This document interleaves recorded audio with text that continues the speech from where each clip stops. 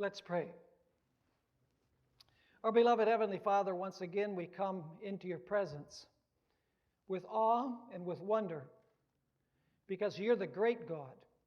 You're the God above all gods. You're the Creator, you're the Redeemer, you're our Sustainer. You gave us your holy word so that we could have certainty in this world of confusion. Father, as we open your word today, we ask for the presence of your Holy Spirit. As we study the financial secrets of the sanctuary, we ask for divine guidance, soften hearts and open minds. And we thank you for hearing our prayer, for we ask it in Jesus' name. Amen. I'd like to begin our study today by turning in my Bible, and I invite you to turn in yours, to Deuteronomy chapter 8 and verses 17 and 18. Deuteronomy chapter 8 and verses 17 and 18. This is speaking about Israel entering the promised land, and God is giving them a warning. And there's some very important information in this warning that God shares with the people of Israel. Deuteronomy chapter 8, verses 17 and 18. Then you say in your heart, my power and the might of my hand have gained me this wealth. And you shall remember the Lord your God, for it is He who gives you power to get wealth, that He may establish His covenant, which He swore to your fathers, as it is in this day. This verse expresses a very important principle, and that is that God is the one who gives us the power to acquire wealth. Furthermore, other passages of Scripture make it very clear that the wealth that we amass is really not our wealth at all, because everything belongs to God. In Psalm 24 and verse 1, it says, the earth is the Lord's and the fullness thereof. In other words, we don't really own anything. Even the wealth we amass and we accumulate is not ours, but His. Now, God gave a way in which we can remember that He is the owner and we are His stewards. God has given us a test. And that test has to do with the tithe. You see, the tithe is the method that God uses to test us to see if we recognize that everything that we have really actually belongs to God. Now, I'd like us, first of all, in our study today, to take a look at the tithing system in the Levitical priesthood of the Old Testament. That's what we're going to begin with. Turn with me to Leviticus chapter 27, and we'll read verse 30, and then we'll also read verse 32. Leviticus chapter 27, verse 30, and then we'll jump down to verse 32. Here we find the following words. And all the tithe of the land, whether of the seed of the land or of the fruit of the tree, is the Lord's. It is holy to the Lord. And concerning the tithe of the herd, this is verse 32, and concerning the tithe of the herd or the flock or whatever passes under the rod, the 10th one shall be holy to the Lord. Very clearly, these verses tell us that the tithe is holy and that the tithe belongs to the Lord in a very special way. Now the question is, what was the tithe system established for? Okay, 10% of our income is in a special way God's, and God has given that as a test to see if we recognize Him as the owner of everything that we possess. But what was the money of the tithe to be used for? Turn with me to Numbers chapter 18 and verse 20. You see, Israel was composed of 12 tribes, as we know. And there was one of those tribes, the tribe of Levi, that did not receive any inheritance in the land of Canaan. In other words, every tribe of Israel got a portion of land to distribute among the different families. But the tribe of Levi received no land, they received no inheritance in the land of Canaan when Israel entered the promised land. So the question is, how were the Levites to sustain themselves? Notice Numbers chapter 18, verse 20, where we are told that they received no inheritance. It says there, "Then the Lord said to Aaron, 'You shall have no inheritance in their land, nor shall you have any portion among them. I am your portion and your inheritance among the children of Israel.'" So God is saying, I am the inheritance of Aaron and also of the Levites, because you received no plot of land in the land of Canaan. Now, what were the tithes given to Aaron and to the Levites for? Notice Numbers chapter 18, verse 21, the very next verse. Here God is speaking, and he says, "Behold, I have given the children of Levi all the tithes in Israel." Now let's stop there for a minute. Who gave the Levites the tithe? God gave the Levites the tithe. So who paid the Levites?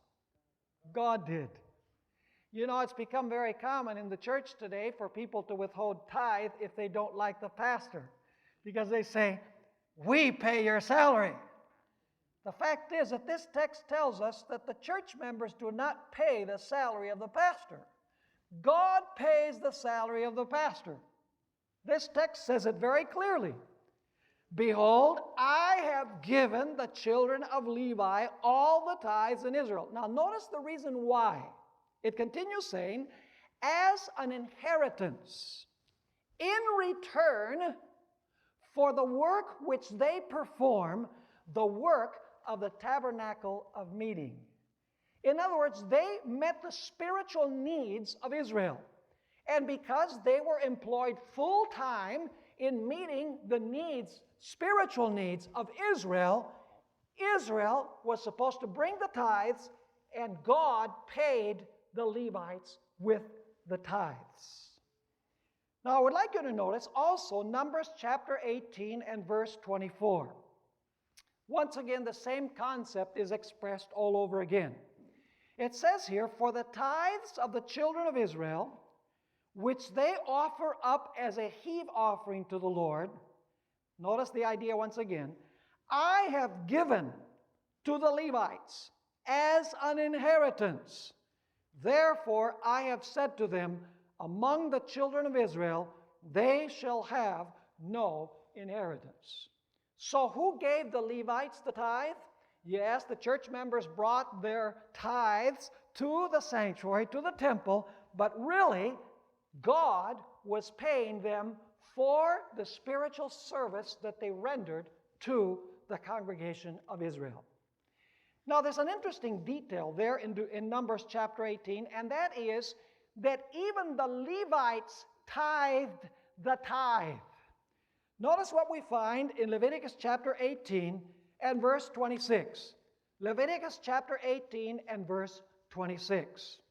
It says here, "Speak thus to the Levites, and say to them, when you take from the children of Israel the tithes, which I have given you," notice once again the same idea, "which I have given you from them as your inheritance, then you shall offer up a heave offering of it to the Lord, a tenth of the tithe."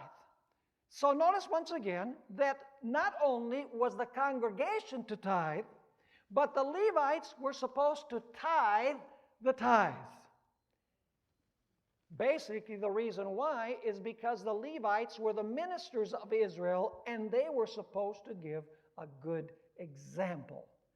How can a minister ask the congregation to tithe if the minister is not faithful in tithing? The pastor is to be an example to his flock. And so we're told that the ministers in the sanctuary, the Levites, had to offer a tithe of the tithe. Now the question is, what if the priesthood became corrupt? Well, the Bible tells us that there were periods when the priesthood of Israel was very corrupt. And the congregation would be tempted probably to say, why should we take our tithes for those guys to may earn a living if they're in apostasy? Let's notice one of those examples of apostasy in Israel. Malachi chapter 1 and verse 6, and then we will read verse 8. Malachi chapter 1, and we'll read verse 6, and then we'll jump down to verse 8. Here God, actually the book of Malachi, God is complaining a lot about the apostasy of Israel. This is what he says. A son honors his father, and a servant his master. If then I am the father, where is my honor, says God? And if I am a master, where is my reverence, says the Lord of hosts to you priests who despise my name? Yet you say, in what have we despised your name? Notice verse 8. And when you offer the blind as a sacrifice, the Bible says that they were supposed to offer unblemished sacrifices. They were taking advantage. They said, oh, let's offer this blind one. We can't sell it for a good price, so let's offer it to the Lord. And when you offer the blind as a sacrifice, is it not evil? Asks the Lord. And when you offer the lame and sick, is it not evil? Offer it then to your governor. Would he be pleased with you? Would he accept you favorably, says the Lord? So they were offering lame, sick, and blind sacrifices. They despised the name of the Lord, and they did not reverence him. In fact, they didn't even teach the people the law. They weren't preaching what they were supposed to be preaching. Notice Malachi chapter 2 and verses 7 and 8. Malachi chapter 2, verses 7 and 8. Here God is indicting the priesthood with the following words. For the lips of a priest should keep knowledge, and people should seek the law from his mouth, for he is the messenger of the Lord of hosts. But you have departed from the way. You have caused many to stumble at the law. You have corrupted the covenant of Levi, says the Lord of hosts. If you continue reading the book of Malachi, you're going to notice that the people were in a deplorable spiritual condition. And much of the guilt was with the priests who were not teaching and preaching what they should have, and they were offering, as I mentioned, lame and sick sacrifices, blind sacrifices, and so on. So you might have expected God to say, don't pay those preachers with the tithe. They don't deserve it. But the interesting thing is that in that very book of Malachi, where you have all of this description of a problematic priesthood, God had some very interesting things to say about the tithe. Notice Malachi chapter 3 and verse 7. Malachi chapter 3 and verse 7. It says here, yet from the days of your fathers you have gone away from my ordinances and have not kept them. And then God calls upon Israel. He says, return to me, and I will return to you, says the Lord of hosts. But you said, in what way shall we return? And now comes an interesting passage. God is going to tell them in which way they need to return. Incidentally, that word return is the same word that is translated converted in the Old Testament. In other words, God is calling for a true conversion experience from his people who have made it a custom to go astray. Now notice how God answers the question, in what way shall we return? Malachi chapter 3 and verses 8 and 9. This is very solemn. Will a man rob God? Is it possible to rob God? You better believe it. Will a man rob God? Yet you have robbed me. But you say, in what way have we robbed you? And God answers, in tithes and offerings. You are cursed with a curse, for you have robbed me, even the whole nation. So one of the things that they weren't doing was tithing. the way that was required. So you have a corrupt priesthood, and you have people who are not tithing, and perhaps they're not tithing because the priesthood is corrupt. But now I want you to notice what God has to say. He doesn't say, don't bring your tithes to the sanctuary because those corrupt priests, they're not doing their job. Just hang on to it. No. Even after talking about the apostasy of Israel, that they were robbing God in their tithes and offerings, notice what God had to say. Malachi chapter 3 and verse 10. Bring all the tithes into the storehouse, that there may be food in my house. And try me now in this, says the Lord of hosts, if I will not open for you the windows of heaven and pour out for you such a blessing that there will not be room enough to receive it. So what does God tell His people? Even His people who are not tithing and they have a corrupt priesthood that is serving in the sanctuary, is God saying don't tithe? No, He's saying you need to bring all of your tithes and offerings to the storehouse. Incidentally, the storehouse is a place in the temple where the sacrifices and where the tithes were brought and they were stored in order to pay the Levites for their service. Notice 1 Chronicles chapter 26 and verse 20 on this idea that in the house of the Lord there was a treasury. In other words, they were to bring their tithes and offerings to the temple, to the sanctuary. It says there in 1 Chronicles chapter 26 and verse 20, of the Levites, Ahijah was over the treasuries of the house of God and over the treasuries of the dedicated things. The dedicated things are the holy things that Israel brought to the sanctuary. And so there was a place in the sanctuary where the tithes were stored to remunerate the Levites for the service that they rendered to the children of Israel. Now, it's common for many Christians to say, well, Pastor Bohr, wasn't the tithe for the Old Testament? Wasn't the tithe for Israel? It's interesting. Anything that demands a sacrifice, Christians today say that was for the Jews. For example, keeping the Sabbath, they say, a whole day? I can't go shopping, I can't watch basketball, and I can't watch football? No, the Sabbath was for the Jews. And then you speak to them about healthful living, not eating pork and shrimp and lobster. They say, no, that was for the Jews. They had a different digestive system than we do. And then you have here the tithe, returning 10% to the Lord to show that the Lord is the owner. No, that was for the Jews. And so Christians say, all you need to do is believe. Don't worry about keeping the Sabbath. Don't worry about tithing. Don't worry about what you eat and what you drink. It doesn't make any difference. Just believe in the Lord, you and your house, and you will be saved. Now, does the New Testament reenact the idea that the tithe is to go to remunerate the ministry for their full-time work in the cause of God? Go with me to 1 Corinthians. This is a very interesting passage in the New Testament, written by the Apostle Paul. 1 Corinthians chapter 9, and I believe that this is the most powerful passage on tithing that we find in the New Testament. 1 Corinthians chapter 9, and I want to begin by reading verses 1 to 3. Basically, the gist of these verses is that the Apostle Paul is saying that the fruit of his labor are the Corinthians. They're the proof that God has called him as an apostle, that God has called him as a minister. Let's read verses 1 to 3. Here the Apostle Paul says, am I not an apostle? Am I not free? Have I not seen Jesus Christ our Lord? Are you not my work in the Lord? In other words, he's worked to win the Corinthians to the gospel.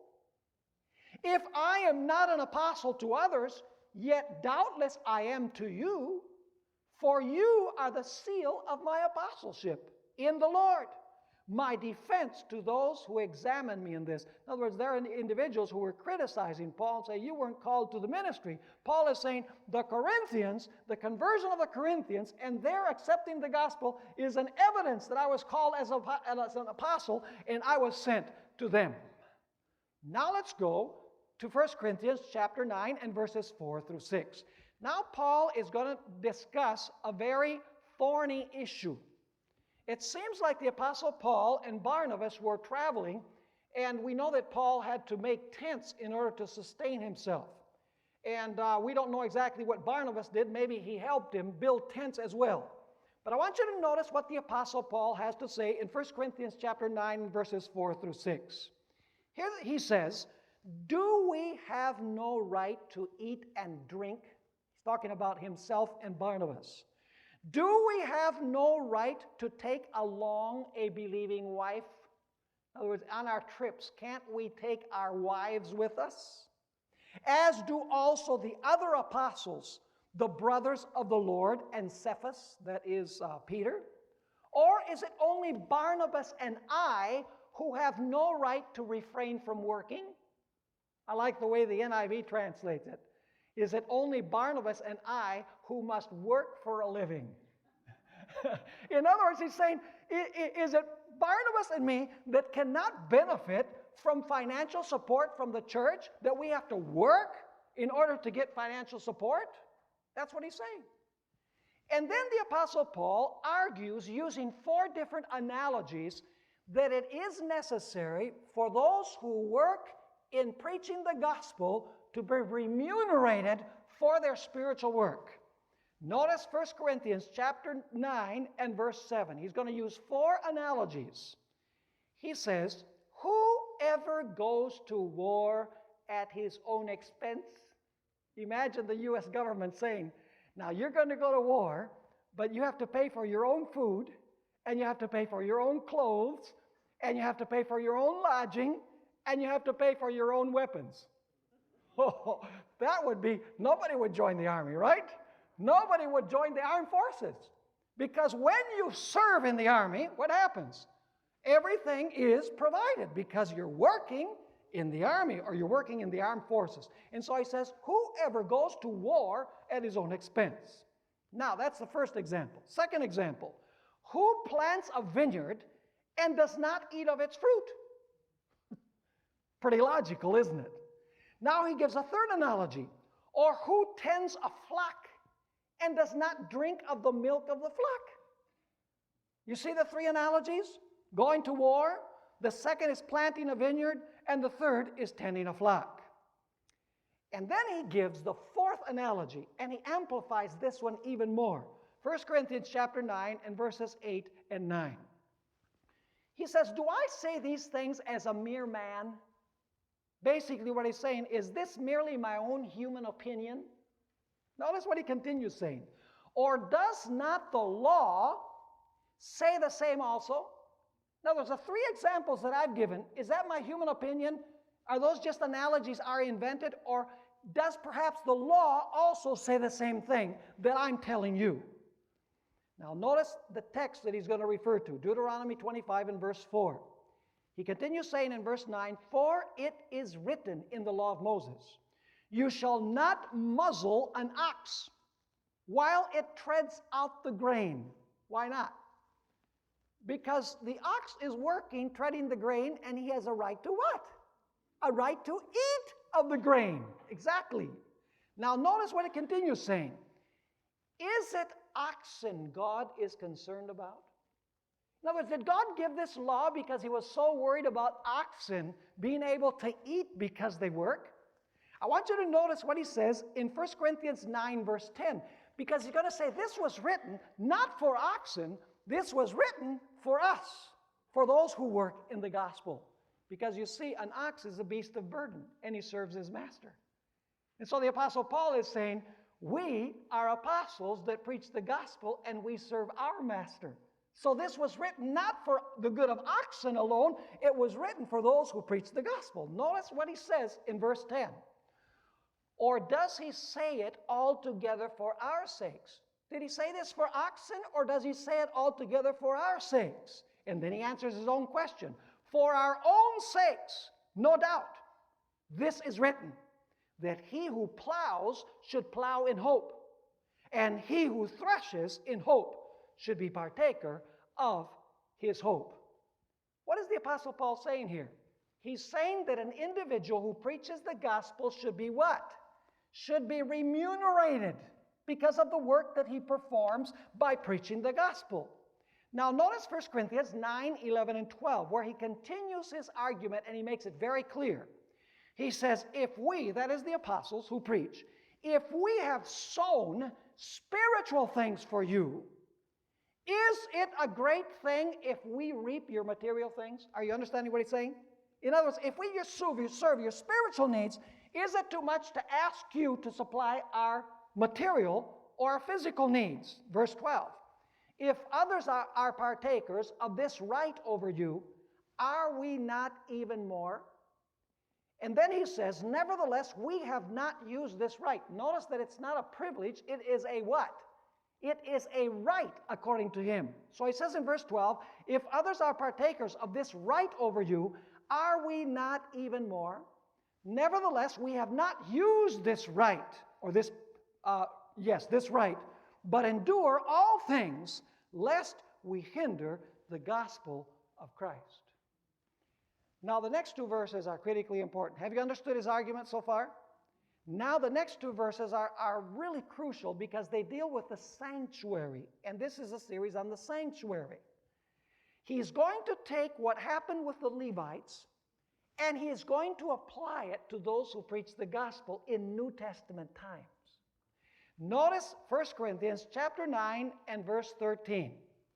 He says, do you not know that those who minister the holy things, who were the ones who ministered the holy things? The priests, the Levites. Do you not know that those who minister the holy things eat of the things of the temple? Is that talking about the tithes that were brought? Absolutely. Notice. And those who serve at the altar, who were the ones who served at the altar? The priests. And those who serve at the altar partake of the offerings of the altar. Now listen carefully. Even so, what does even so mean? In the same way as back there, the Lord has recommended, the Lord has suggested. It doesn't say the Lord has recommended or suggested. It says the Lord has commanded that those who preach the gospel should live from the gospel. Is he saying that the tithe is also a New Testament principle? He's saying very clearly that the tithe is also a New Testament principle. And if you continue reading, we're not going to do it right now, you can read verses 15 through 18. The Apostle Paul basically says, I have not asked for this right to be applied to me. I build tents. And the reason why is because if I receive money for preaching the gospel, my enemies would say that I'm in preaching for the money. So he said, I am a self-supporting missionary. But he says that doesn't mean that all who preach the gospel must be self-supporting missionaries.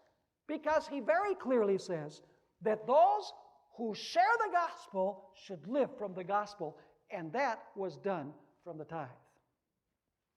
Now, it's very interesting to notice that the book of Hebrews tells us that the tithe, or the priesthood rather, of the Levites was abolished when Jesus died at the cross. And so some Christians say, well, if the priesthood was abolished at the cross, that must mean that the tithing that remunerated the priests was also done away with. Now let's read those texts that speak about the Levitical priesthood coming to an end. Hebrews chapter 7 and verses 18 and 19. Hebrews chapter 7 and verses 18 and 19. It's comparing the New Testament system with Christ having arrived and the Old Testament system of offerings and sacrifices. Here it says, for on the one hand, there is an annulling of the former commandment, and if you read the context, it's talking about the commandments concerning the priests, not the commandments of God in Exodus 20. So it says, for on the one hand, there is an annulling of the former commandment because of its weakness and unprofitableness. For the law made nothing perfect. When it says the law, once again, read the context. It's speaking about the law of the priesthood. On the other hand, there is what? The bringing in of a better hope through which we draw near to God. So what happened with the old system, the old commandments having to do with the priesthood? They were what? They were annulled because of their weakness and unprofitableness. Numbers chapter 18 and verse 21 makes it very clear that it was the Levites who were supposed to receive the tithe. Let's read that again because it's very important. It says, "Behold, I have given the children of Levi all the tithes in Israel as an inheritance in return for the work which they perform, the work of the tabernacle of meeting." Now, the argument that is used by many Christians is this. The Levitical priesthood was done away with when Jesus died at the cross. And because the Levitical priesthood was done away with when Jesus died at the cross, the funds that people were to bring to remunerate that priesthood also were done away at the cross. Now let me ask you, does that sound pretty logical? It sounds very logical to me. I don't know if it does to you. But if the Levitical priesthood is no longer functioning because it was done away with, then it would stand to reason that the tithes that people brought to sustain that priesthood no longer have to be brought. Now, I see some eyebrows rising and say, "Pastor Bohr, are you saying that we don't have to tithe?" Not at all. I'm using the argument that many Christians use. But now I'm going to show you biblically that even though the Levitical priesthood came to an end and there were no Levite priests anymore, that the tithing principle still endures. And now listen carefully to the line of reasoning that I'm going to use. We're going to go first of all to Genesis, and then we are going to go to the book of Hebrews and examine something very interesting. Now let's go to Genesis chapter 14. And you say, what could Genesis 14 have to do with tithing? It has a lot to do with tithing.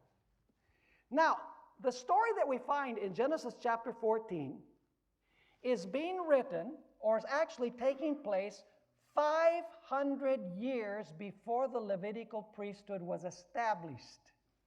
That is an important point. It's happening between 1900 and 2000 BC. And the Levitical priesthood was established around the year 1445 BC. So this is about 500 years before the Levitical priesthood. This story that we're going to take a look at is taking place. Now, the story of Genesis chapter 14 is that 4 kings allied themselves to go fight against the king of Sodom. And of course, in Sodom, who lived? Lot lived in Sodom. And so these 4 kings joined forces. They went to Sodom. They conquered the city. They took captives, including Lot, and they looted the cities and took all of the possessions from the cities. Now, when Abraham heard about this, he said, I have to go, and I have to rescue Lot, and I also have to get all of those possessions back. And so he gathered 318 choice men, very carefully chosen, to go and battle against those 4 kings to get back Lot and the loot. Now, he was successful. He overcame these kings. He got Lot back. He acquired all of the possessions back again. And on his way back, something very interesting happened. He met on the way a mysterious figure that seems to appear and then disappear from the biblical record. The name of this individual was Melchizedek. Let's read about this in Genesis chapter 14 and verse 18. Very interesting that there was a priesthood before the priesthood of Levi. It was the priesthood of Melchizedek. Now notice, then Melchizedek, verse 18, king of Salem, brought out bread and wine. Isn't that interesting? When do we use bread and wine? we use bread and wine at communion. This is apparently a communion service, at least in figure or in type. And so it says, then Melchizedek, king of Salem, brought out bread and wine. And it says he was the what? The priest of Most High God. Question, was there a priesthood before the Levitical priesthood? There was a priesthood before the Levitical priesthood. Now, let's notice how the story continues developing. Remember, this is happening 500 years before the Levitical priesthood is established. Let's go to verse 19. It says there in verse 19, speaking about Melchizedek, and he blessed him. Melchizedek blessed Abraham and said, blessed be Abraham of God Most High. And now notice this, possessor of heaven and earth. How is the Most High spoken of? He is the what? He is the possessor of heaven and earth. It means that he is the owner of heaven and earth. Interesting that Melchizedek would introduce the Most High God, who is the possessor and owner of everything. Now the question is, what did Abraham do when Melchizedek blessed him, and when Melchizedek said that he represented the Most High God, he was the priest of the Most High God, and that God was the possessor of heaven and earth? What did Abraham immediately feel like he had to do? Absolutely. Notice what we find in Genesis chapter 14 and verse 20. It says, and blessed be God Most High, still Melchizedek speaking, who has delivered your enemies into your hand. And now speaking about Abraham, and he gave him a tithe of all. Did Abraham recognize that because God is the possessor of heaven and earth, he needed to return a faithful tithe to the high priest Melchizedek? Absolutely. So did the priesthood exist before the Levitical priesthood? Yes. Did tithing exist before the Levitical priesthood? Absolutely. It's not part of the Mosaic law. It predates the Mosaic law according to Scripture. Now, what does the priesthood of Melchizedek represent? You know, it's interesting that Jesus was from which tribe? He was from the tribe of Judah. Did Jesus have a right to be high priest if he was from the tribe of Judah? Absolutely not. He had the right to be what? King, but not priest. So Jesus could not be priest according to the order of Aaron, because that was the tribe of Levi. So Jesus could not be a priest according to the order of Aaron. He had to be priest from a different order. And what order is Jesus a priest after? He's after the order of Melchizedek. You see, Melchizedek gives him the right to be a priest, and Judah gives him the right to be king. Are you with me or not? Now, let's notice Psalm 110 and verse 4, where we find this another reference to Melchizedek and his priesthood and how long that priesthood was going to last. Did the priesthood of the Levites come to an end? Yes or no? Does the priesthood of Melchizedek ever come to an end? No. Notice what we find in Psalm 110 and verse 4. The Lord has sworn and will not relent. You are a priest forever. A priest for how long? Forever, according to the order of Aaron. No, according to the order of whom? Of Melchizedek. The question is, in whom is this psalm fulfilled, and with whom? Go with me to Hebrews chapter 6, verses 19 and 20. Hebrews chapter 6 and verses 19 and 20.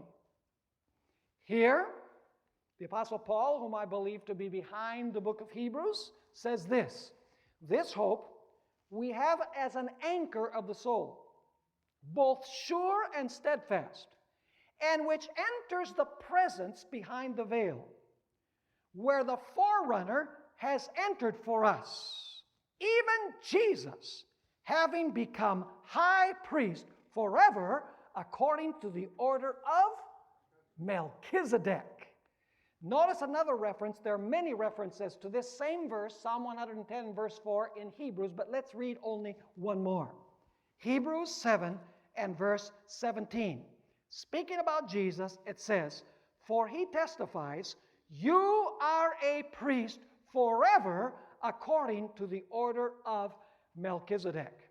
So you have the priesthood of Levi, which received tithes, and that priesthood came to an end. But you have another priesthood, which is the priesthood of Melchizedek, and that priesthood lasts forever. Was there tithing under both priesthoods? Yes, there was tithing under the priesthood of Aaron, which came to an end, but there was also tithing under the priesthood of whom? Of Melchizedek. So is the tithe principle something that predates the Levitical system? Is it something that we need to do forever? Absolutely, because the priesthood of Christ is forever. Now, the argument of Hebrews 7 is very tricky. So allow me to just go through this. I'm going to go through it slowly so that you can understand it. If you read Hebrews 7, verses 4 through 10, this is the line of argument. We don't usually argue this way in our world today. But this is inspired scripture, and we can trust it. Basically, the idea is this. Melchizedek was greater than Abraham for two reasons. Number one, Melchizedek was greater than Abraham because Abraham blessed him, and the one who blesses is greater than the one who is blessed. That's number one. Number two, Melchizedek is greater than Abraham because Abraham gave Melchizedek the tithes. Are you understanding this? So in two ways, Melchizedek is greater than Abraham. Number one, because Melchizedek blessed Abraham, and the one who blesses is greater. And number two is that Melchizedek received the tithes from Abraham and not the other way around. Now, listen carefully. Was Levi a descendant of Abraham? Sure. Levi was the son of whom? The son of Jacob. And Jacob was the son of whom? Of the son of Isaac. And Isaac was the son of whom? The son of Abraham. Now listen carefully to the line of argument. Levi was in the loins of Abraham, because he's a descendant of Abraham, when Abraham tithed to Melchizedek. Now, we don't usually argue that way, but that's the way that the argument goes. See, because Levi descends from Abraham, when Abraham gave Melchizedek the tithes, Levi was giving the tithes to Melchizedek. So whose priesthood is greater? The priesthood of Melchizedek. But the argument continues. Therefore, when Abraham gave the tithe to Melchizedek, Levi was giving the tithe to Melchizedek through the instrumentality of Abraham. Because the Levites gave the tithes to Melchizedek through Abraham, and Abraham was blessed by Melchizedek, the priesthood of Melchizedek is greater than the priesthood of the Levites. Were you able to follow that? A very important line of argument. And so, the tithe today is still binding, because there is a priesthood that is greater than the priesthood of the Levites. It's still a priesthood. It's the priesthood of Christ. And there is also tithing in connection with it, because Melchizedek in the Old Testament received what? He received the tithes. So is the tithe principle still binding for Christians today? Yeah. It most certainly is still binding. Not necessarily according to the order of Aaron, but according to the order of whom? According to the order of Melchizedek, which is a greater priesthood than the priesthood of Levi. Now let me talk a little bit about the tithe in practical terms. Fresno Central Church receives approximately $1.2 million in tithe per year. But Fresno Central Church does not hang on to one penny of those $1.2 million.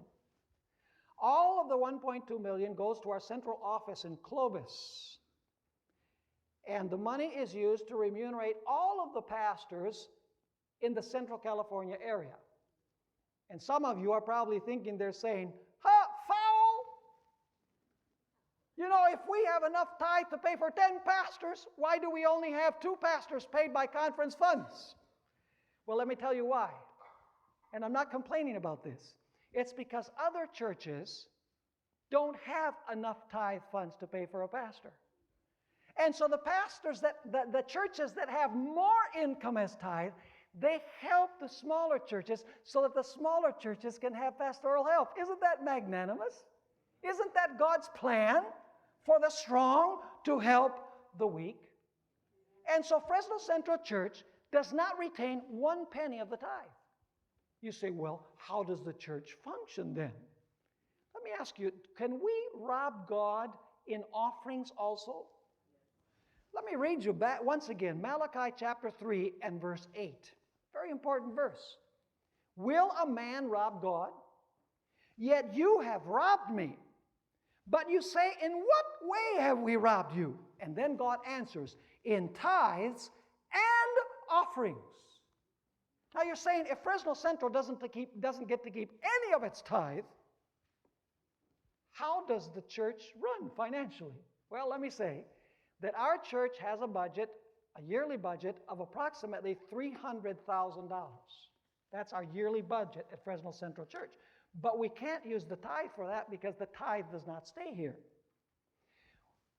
We have to pay things such as, let me give you a list, utilities, insurance, newsletter, telephone, evangelistic materials, phone, office secretary, custodial, grounds, photocopies, Sabbath school supplies, flowers, youth ministries, pathfinders, vacation Bible school, community services, repairs, school subsidy, tuition assistance, departmental expenses, among other things.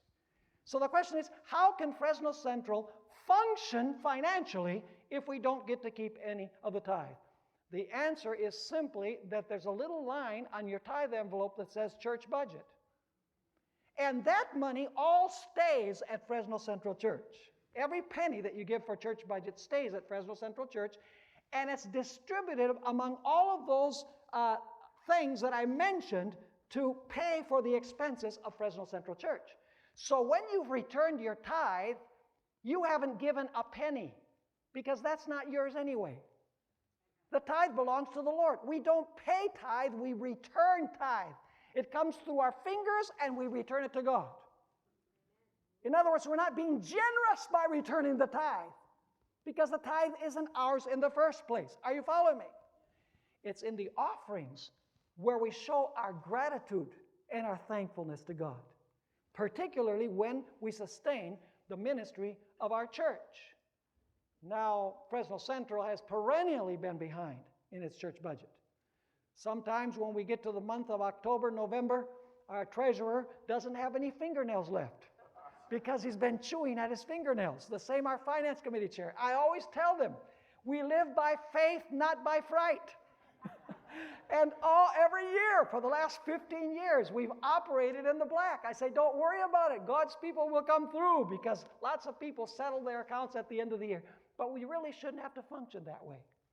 If everybody in the church contributed a certain percentage of their income, not only the 10% of tithe, but a certain percentage of their income to church budget, we would never be behind. We would be in the black all throughout the course of the year. But we have a tendency to procrastinate, and we have other priorities other than the priority of the house of God, of the church. Now, allow me to say a few things about offerings. God wants us to be disciplined givers.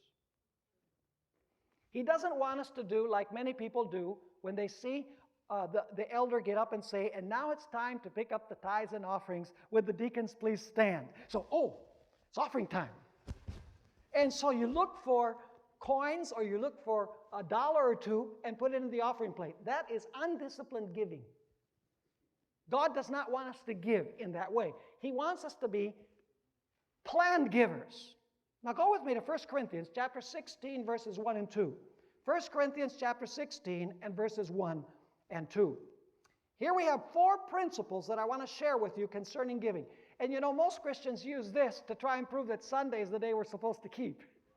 It's not teaching that at all. It's teaching 4 principles of giving. Notice what it says. Here the Apostle Paul says, now concerning the collection for the saints, As I have given orders to the churches of Galatia, this isn't only it's not only the case of the Corinthians, he also spoke to other churches, so you must do also. Now notice, on the first day of the week, that means regularly. That's the first principle, regularly. On the first day of the week, that would be the first opportunity that they would have after working on Friday and resting on the Sabbath to calculate how much money they had earned the week before. So it says, on the first day of the week, that is regularly, let each one of you, that's the second principle, individually, each one of you, lay something aside. Principle number 3, privately. Don't come to church and be an emergency giver. Do it at home and then bring it to the church. And then it continues saying, storing up as he may prosper. That's proportionately the way that God has blessed you. So 4 principles: regularly, individually, privately at home, and proportionately. And he says that there be no collections when I come. In other words, so I don't have to stand and twist arms and beg you to give money when I come. If you do this on a regular basis, and you do it individually, and you do it proportionately, and you do it regularly, when I come, the money will be there, and I'll receive the money to help the saints who are needy in Jerusalem. Are you understanding the principles? It's just a matter of making up our minds, folks, that we're going to sit down and we're going to say, okay, I'm going to give such and such a percentage of my income for church budget. Tithe, non-negotiable. That is not ours. You know, we just decide to return that to the Lord. But in offerings, we need to pray about it, and we need to sit down and ask the Lord, what have you done for me? Well, you've given me everything. You're a wonderful God. So let me return to you in offerings according to what you have done for me. And then pray to God and ask God to reveal to you what percentage you should put in for church budget. Are you following me? Now, notice what we find in 2 Corinthians chapter 9, verses 6 and 7. 2 Corinthians chapter 9 and verses 6 and 7. It says here, and this is a very important principle, if you plant 1 corn seed, how many ears of corn are you going to get? 1 or perhaps 2, right? 1 seed, small harvest. What happens if you plant hundreds of seeds? You're going to harvest hundreds of ears of corn. That's just a principle. What you sow, you what? You reap. Now notice this. But this I say, he who sows sparingly will also reap sparingly. And he who sows bountifully will also reap bountifully. So let each one give as he purposes where? In his heart. See, it's a decision of the heart first. See, God never asks us for our money. God asks for our heart, and when he has our heart, he has our money. Are you following me? That's why Jesus said, where a man's treasure is, that is where his heart will be also. And so notice what he continues saying in verse 7. So let each one give as he purposes in his heart, not grudgingly or of necessity. That means by compulsion or by obligation. For God loves a cheerful giver. Let me read you this statement from Ellen White, Testimonies for the Church, Volume 1, page 545. She says, listen carefully, God wants no unwilling offering, no pressed sacrifice. Those who are thoroughly converted and who appreciate the work of God, 2 conditions, thoroughly converted and appreciate the work of God, will give cheerfully the little required of them, considering it a privilege to bestow. Don't think that offerings is an obligation. Oh, I got to give an offering because if I don't, God's going to curse me. Listen, we don't give in order to be blessed. We give, and as a result, we are blessed. We don't give to earn the favor of God, but we give, and God says, oh, here's a bonus for you. Luke 6 and verse 38. Luke chapter 6 and verse 38. Here, once again, we find the same principle expressed. Give, and it will be given to you. Good measure, pressed down, shaken together, and running over will be put into your bosom. For with the same measure that you use, it will be measured back to you. So as we give, we receive in return. That is a principle of life. Allow me to read, in closing, one more statement that we find in Proverbs chapter 3 and verses 9 and 10. Proverbs chapter 3, verses 9 and 10.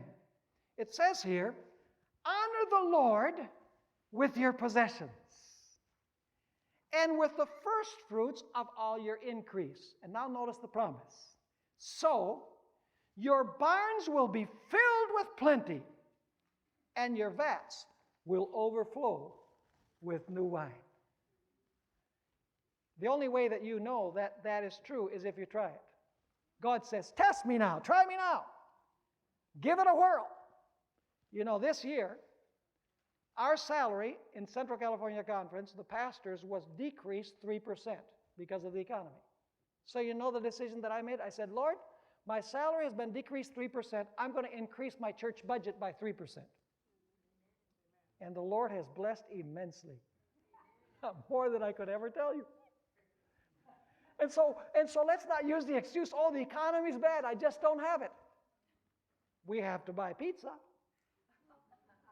Right? And to buy clothing and things that we don't need, toys, etc. It's just a matter of priorities.